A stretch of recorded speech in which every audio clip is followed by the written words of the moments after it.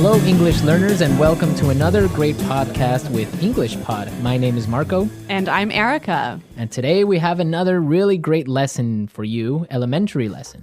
That's right, and it's another lesson about money. We have no money here at English Pod. We are in debt here. In debt. Yes. Okay, In debt. debt. So what does that mean? Why don't you tell us? If I owe you money, I'm in debt. In debt. In Yes. fact, I think I am in debt to you. You owe me $2.50 for a Coke Zero today. That's true. All right. Okay, so let's get started. Let's take a look at our vocabulary preview. Vocabulary preview. We have two words today in our vocabulary preview, and the first one is recession. Recession. Recession. Recession. So, recession. Everyone's talking about it right now, and what does it mean? I don't know. That's your job. I don't know. I really don't know. Why don't you tell me, Erica? Because this isn't my topic for today. Okay, recession is a period of time when the economy of a country is doing badly. In a recession, the country is making less money. That's true. So maybe we can give a few examples of things that happen in a recession to show the meaning of this a little bit better. Right. So, for example, in a recession, many people lose their jobs. Because companies might close or go bankrupt. Exactly. And also, people start spending less money. That's true. And the stock prices of companies fall pretty Begin to fall. Yeah, they fall a lot, hey? Yeah. And that's what's going on now in the United States. Very true. Okay, so let's take a look at our second word, and it has to do with recession. It's broke. Broke. Broke. I'm broke. Broke, it means that you have no money. You're broke. I'm broke. Right, so these are our two words for vocabulary preview today, and you're going to hear them in the dialogue. This dialogue is about a man who is in debt. He's broke. Let's find out what happens.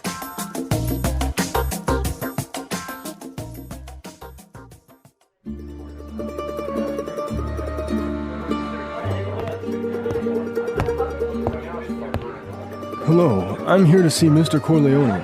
Right this way, sir.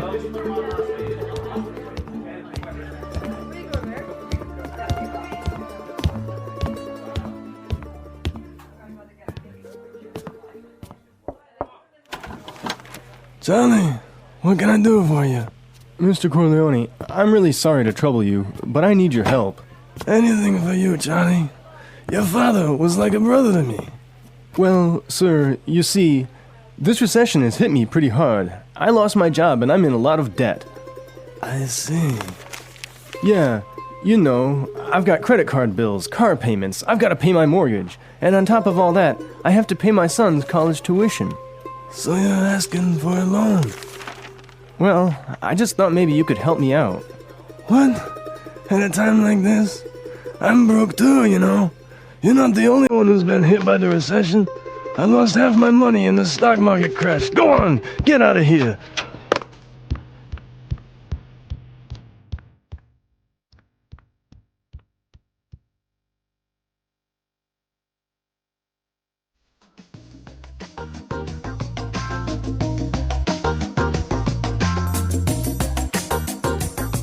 Okay, so that was a bit unexpected. Yeah, that was certainly strange. He didn't go to the bank to ask for money, did he? No, he went to the mob, and the mob is broke. Oh no, you know it's a bad recession when even the mob runs out of money. All right, so why don't we start by looking at our language takeaway? Language takeaway. All right, so for today's language takeaway, we have 4 words from the dialogue, which we think are really important.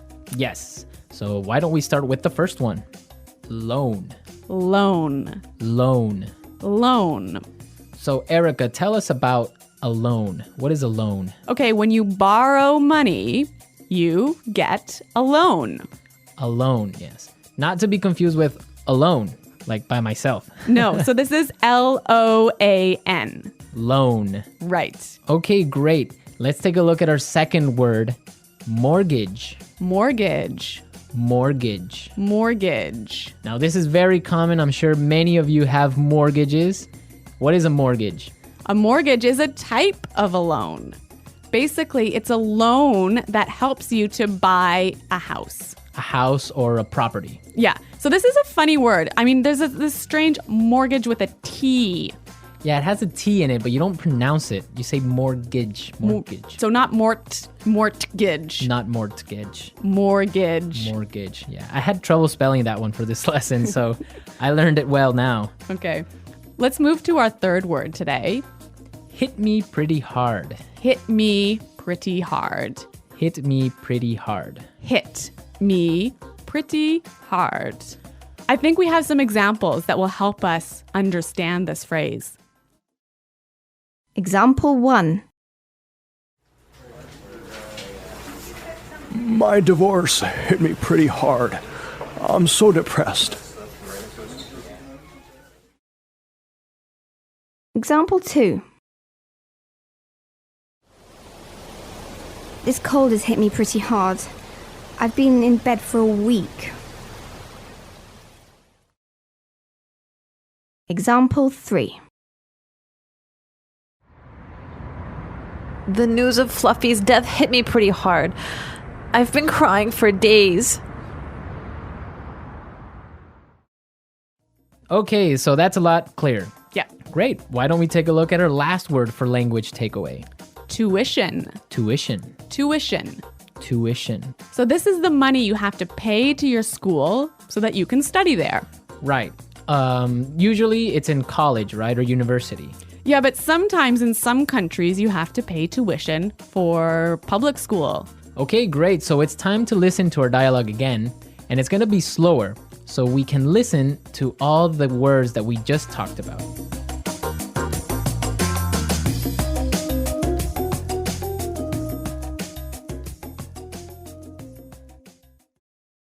Hello, I'm here to see Mr. Corleone. Right this way, sir. Charlie, what can I do for you? Mr. Corleone, I'm really sorry to trouble you, but I need your help. Anything for you, Charlie. Your father was like a brother to me. Well, sir, you see, this recession has hit me pretty hard. I lost my job, and I'm in a lot of debt. I see. Yeah, you know, I've got credit card bills, car payments. I've got to pay my mortgage, and on top of all that, I have to pay my son's college tuition. So you're asking for a loan? Well, I just thought maybe you could help me out. What? At a time like this? I'm broke too, you know.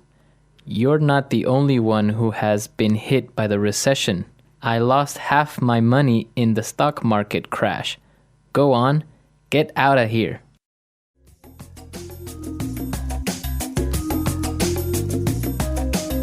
Okay, so I think a lot of the key language we just talked about is a lot more clear now.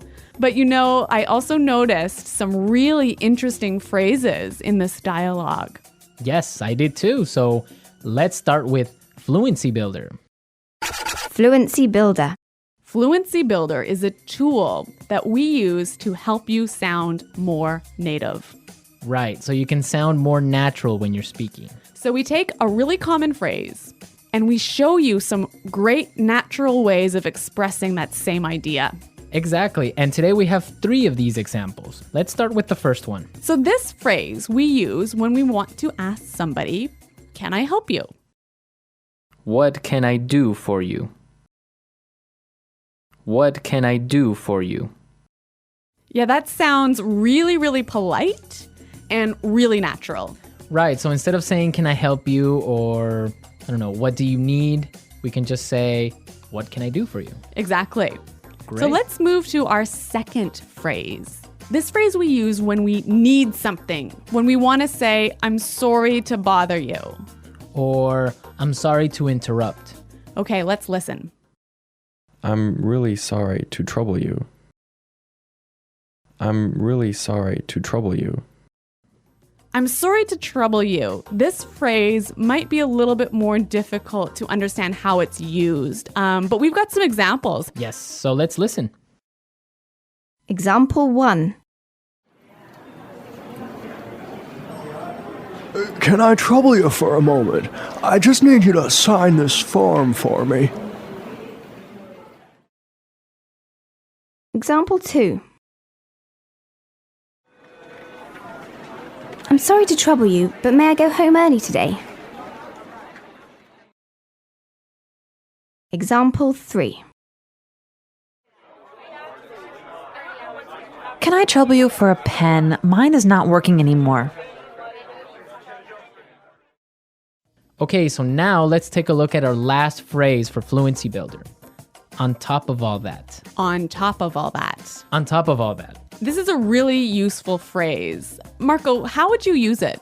Well, for example, today I lost my job, Oh no. my car got stolen, Oh my God. and on top of all that, my girlfriend broke up with me. That was a terrible day. It was.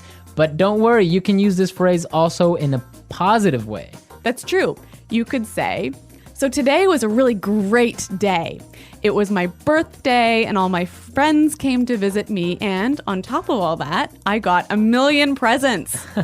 That is a great day. So you can use on top of all that in this way. It's like, and also. And also, yeah. Yeah. So on top of all that. So we are ready to listen to our dialogue a third time.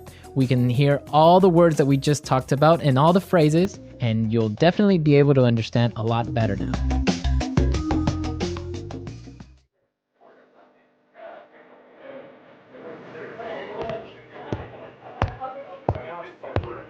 Hello, I'm here to see Mr. Corleone.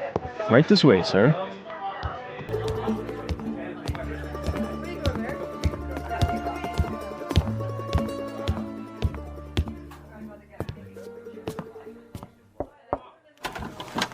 Johnny, what can I do for you? Mr. Corleone, I'm really sorry to trouble you, but I need your help. Anything for you, Johnny.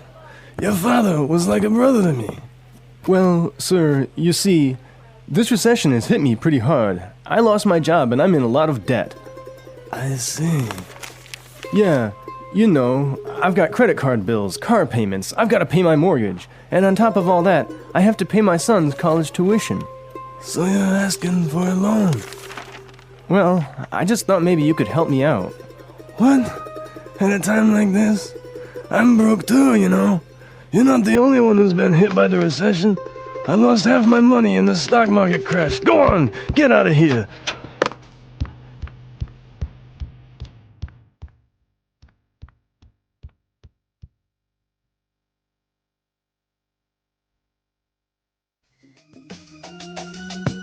Today's dialogue was all about being in debt, right? Yes. And different people have different attitudes or different viewpoints on being in debt.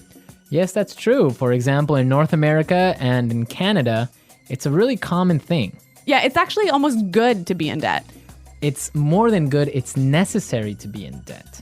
That's right. Unless you have a history of being in debt and regularly paying off your debts, you can't actually borrow money. You can't get a mortgage. You can't get a car loan so you can buy a new car. Right, that's called a credit history. So you must have a good credit history in order to be able to, like you say, buy a car or buy a house. Yeah, and you know, the funny thing is, when I was in university, maybe I was 18 years old, the first thing that happened at university was, you know, banks came to our university and started offering you credit cards. So you can get a credit card when you're 18, no problem. And not only do they offer you credit cards, they give you like free gifts if you sign up for a credit card. I know they really want you to have a credit card. Of course, they want you to spend more money. That's the trick. Yeah, but you know what? It's totally different in Europe, for example. I used to live in Switzerland, and they're really careful with debt. Like, it's a bad thing to be in debt. Well, yeah, I mean, it's bad to be in debt, definitely. For example, if I want to have a credit card in Switzerland, and let's say I want to have a limit of 500 francs that I can spend every month, I need to put in my bank account 700 francs before I can even spend that credit card money. So it's totally opposite from North America. Well, yeah, I mean, in North America, it's crazy the way that people are in debt, and it's showing now with the recession, right? Yeah, that's true. So everyone, be sure to handle your money carefully. Don't be in debt unless you really, really have to. Good financial advice from English Pod. English Pod Financial Advising Service. Okay, everyone, thanks for listening. Now remember, if you have any questions or comments, please visit our website at englishpod.com. Right, Erica and I are always there to answer all the questions, and we really like to receive comments and suggestions from all our users, so be sure to go and leave us your comments. Okay, Marco, it's been fun. Yes, it has, but sadly we have to go now, so until next time, it's Goodbye. bye.